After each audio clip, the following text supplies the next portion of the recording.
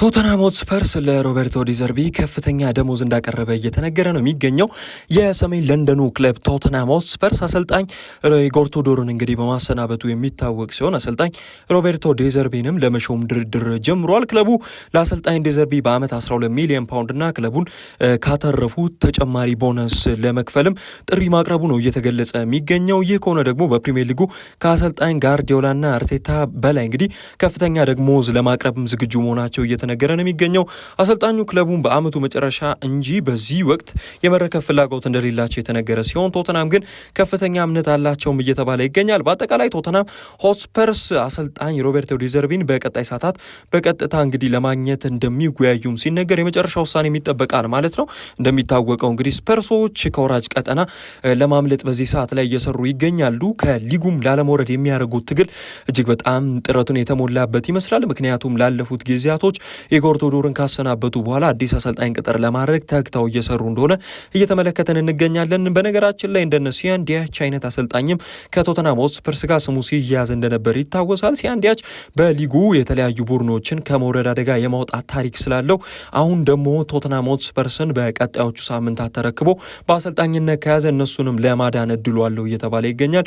ሲያን ዲያች እንደሚታወቀው ከኖቲንጋም ፎረስት ጋር ከተለያየ በኋላ ስራ አጥ ሆኖ ይገኛል በዚህ ሰዓት ላይ። ይህንንም ተከትሎ ምናልባትም ከቶተንሃም ሆትስፐርስ ጥያቄ ከመጣለት የመቀበል እድል አለው ተብሎ ይገመታል። ሮቤርቶ ዲዘርቢ ምንም እንኳን አሁን ላይ ከፍተኛ የደሞዝ ጥያቄ ቢቀርብላቸውም በወራጅ ቀጠና ላይ ያለ ቡድንን ተረክቦ የማቆየት እዳ ውስጥ በዚህ ሰዓት ይገባሉ ተብሎ አይጠበቅም። ኦሎምፒክ ዴ ማርሴን ከአሰልጣኝነት እንግዲህ ከለቀቁ በኋላ እሳቸውም ልክ እንደ ሲያን ዲያች ሁሉ ከአሰልጣኝነት ስራ ነጻ ሆነው እየተመለከትናቸው እንገኛለን። የሚቀጥሉት ጊዜያቶች ግን ለቶተንሃም ሆትስፐርስ እጅግ በጣም ወሳኝ ሊሆኑ ይችላሉ።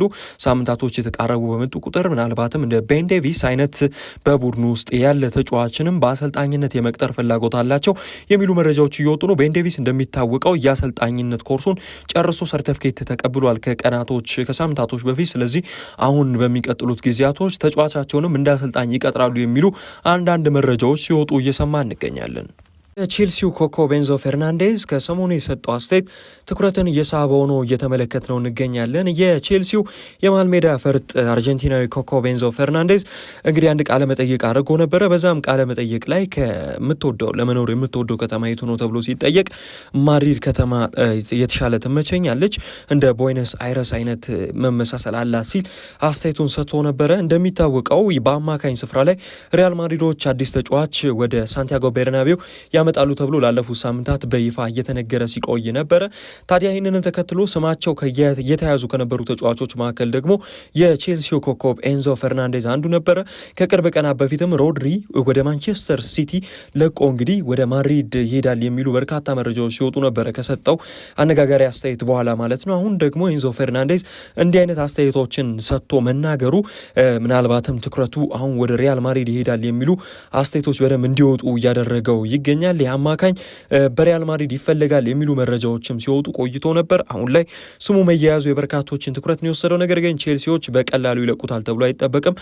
በትንሹ 100 ሚሊዮን ዩሮ ከተጫዋቹ ይፈልጋሉ ተብሎም እየተነገረ ይገኛል። ኤንዞ ፈርናንዴዝም በቅርቡ ይህንን መረጃ ሲያስተባብልም እንደነበር ይታወቃል። ወደ ሪያል ማድሪድ ትሄዳለ የሚለውን አሁን ግን ይህንን አስተያየት መስጠቱ የበርካቶችን ትኩረት የወሰደ ሆኗል። ቤልጂማዊው ኢንተርናሽናል ሮሜሉ ሉካኩ በክረምቱ የዝውውር መስኮት የጣሊያኑን ቡድን ናፖሊን ለመልቀቅ እየተቃረበ እንደሆነ መረጃዎች እያሳዩ ይገኛሉ። ከዚህ ቀደም በአንደርሌክት፣ በቼልሲ፣ በኢንተር ሚላን፣ በማንቸስተር ዩናይትድ፣ በሮማ ተጫውቶ ያሳለፈው ይህ ኮከብ ታዲያ በመጪዎቹ ጊዜያቶች የናፖሊን ቡድን ለቆ ሌላ ቡድን ለመቀላቀል እቅድ እንዳለውም እየተነገረ ይገኛል። እንደሚታወቀው በአንቶኒዮ ኮንቴ የመጀመሪያ ዓመት ላይ ጥሩ ብቃታቸውን ማሳየት ከቻሉ ተጫዋቾች መካከል አንዱ የነበረው ሮሜሉ ሉካኩ አሁን ላይ ጉዳቶች እየተደራረቡበት ከጫና ውስጥ እየገባ እንደሆነ ይታወቃል። ሮሜሉ ሉካኩ ታዲያ ቀጣዩ ማረፊያውም ወዴት ነው የሚሉ በርካታ ጥያቄዎች እየተነሱ ይገኛሉ። ለዚህም ደግሞ በዛው በጣሊያኑ ውስጥ ምናልባት ቡድን የሚፈልገው ከሆነ ሊቆይ የሚችልበት እድል አለ። ምክንያቱም ላለፉት ዓመታት እጅግ በጣም ጥሩ ልምድ ካላቸው በጣሊያን ሴሪ ከተጫወቱ ተጫዋቾች መካከል አንዱ ተደርጎ የሚወሰድ እንግዲህ ፕሮፋይል አለው። ይህንንም ተከትሎ በዛው በጣሊያን ሊቆይ ይችላል። እንዲሁም ደግሞ የልጅነት ቡድኑ አንደርሌክትም ሮሜሉ ሉካኩን ከሚፈልጉ ቡድኖች መካከል አንዱ እንደሆነ መረጃዎች እያሳዩ ይገኛሉ። እንዲሁም ደግሞ የሳውዲ አረቢያ ቡድኖችም በጥብቅ ከሚፈልጓቸው ተጫዋቾች መካከል ሮሜሉ ሉካኩ ይገኝበታል እየተባለ እየተነገረ ነው። ሮሜሉ ሉካኩ ግን ናፖሊን የሚለቅ ከሆነ ቀጣይ መዳረሻው ወደ ሳውዲ የሚሆንበት እድል ከፍተኛ ሊሆን እንደሚችል እየተነገረ ነው። በነገራችን ላይ ሮሜሉ ሉካኩ በናፖሊ ቤት በተለያዩ ጊዜያቶች እንግዲህ ከተቀያያሪ ወንበር እየተነሳ ነው እየተጫወተ የሚገኘው። ምክንያቱም እንደ ራስመስ ሆይሉንድ የመሰለ ኮከብ በናፖሊ ቤት እንደሚቆይ ከተረጋገጠ በኋላ የቋሚነት ቦታ እድሉንም እንደሚያጣ ነው እየተነገረ የሚገኘው። አንዱ ከሚለቅባቸው ምክንያቶች መካከልም ይሄ እንደሆነ ተነግሯል።